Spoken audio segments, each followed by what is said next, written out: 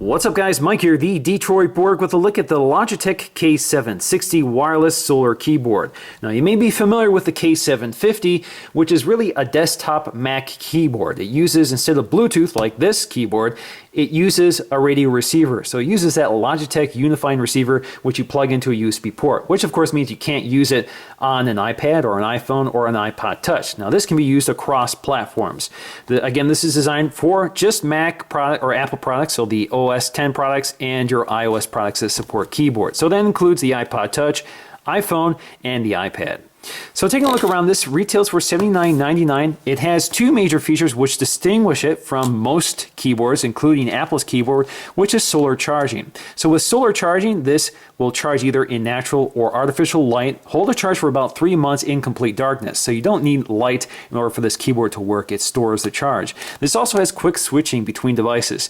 So you can pair this up to 3 devices simultaneously. So in this example, they have an iPhone, an iPad, and a Mac, and all you have to do in order to switch between them is to press these buttons here. And we'll show you how to set it up once we get it out of its box. So let's go ahead and take a look around. So in our box, within a box, we have our solar keyboard with this little handy tab here to lift it out of its box. Very simple packaging. We'll take a look at that in just a minute, see what else it came with. So we have some literature, Logitech important information, which we don't really care about. And we have Getting Started Guide, which is basically our setup guide on how to set up our keyboard for the first time, and we'll show you how to do that. Now, taking a look at the keyboard itself, we have this little plastic cover on the front panel protecting that shiny silver colored finish. Now in terms of design, this is plastic construction, so it is very lightweight, weighs about 1 pound and an ounce, so it remains fairly portable. It is fairly thin, although you have a permanently fixed raised portion back here, so you can't fold it, but of course that's less to break, so you don't have folding feet that might break off when you're transporting this. The material, again, is plastic, so if you look, it looks like it's aluminum, but really it's just plastic coated with a sort of aluminum finish underneath. On the back you have this white matte plastic, which I'm not sure how well it will hold up to dirt and grime, but at least the parts that interface with your desk are protected with these rubber bumpers. Overall, the design is fairly attractive, pretty simple. Of course, dominated by this very large solar panel to charge your batteries. Now taking a look around the keyboard, you can see on the front we have our chiclet style keys, which are very familiar territory here. This looks exactly like Apple's Bluetooth keyboard, same sort of functionality, same sort of low profile design. It feels about the same. It feels just like the K750 keyboard I've reviewed previously.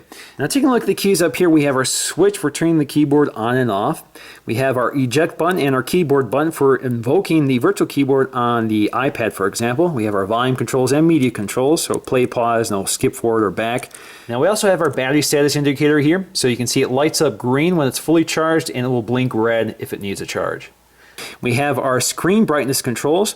We also have our home button, which is unique to iOS. Of course, that will not work on the Mac. And we have our mission control button for OS X. Up here we have our assignable keys for assigning our Bluetooth devices, and we have our standard controls everywhere else, including our standard OS X controls down here on the left and right. Otherwise, it's a pretty familiar keyboard. We also have our Bluetooth pairing button, which is what we'll use to set up this keyboard on our devices. Now pairing this to an iOS device is pretty simple. We're going to start with an iPad. So first thing you need to do is turn on the keyboard. So you can see it turns green, letting us know it's on. Now all you have to do is press the Bluetooth key on the back. Press the button you want to assign this device to. In this particular case, I want to assign the iPad to Bluetooth key number 1. So now you can see it's blinking blue. Now on our iPad, all we have to do is go to Settings, go to Bluetooth, and you can see it sees the Logitech K760, not paired right now. So we're going to tap that, and now it's connected. So it's simple as that. So now I can start using my iPad with the keyboard. So let's go to Notes.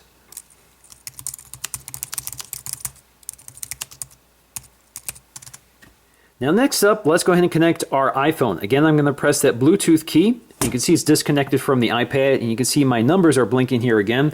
So I'm going to press number 2.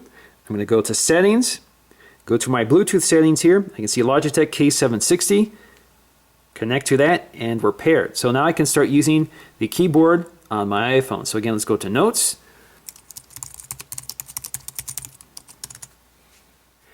Now our next device is a Mac. So in this case we have a MacBook Air. We're going to go up to the Bluetooth control in the system panel, go to set up a Bluetooth device, and you can see all we have to do now is press the Bluetooth button on the back of the keyboard. You can see it automatically appears. I'm going to press number 3 on the keyboard, click continue, and now we have to type this number into the keyboard, 786574, enter. And we're all set to go. So now we're connected.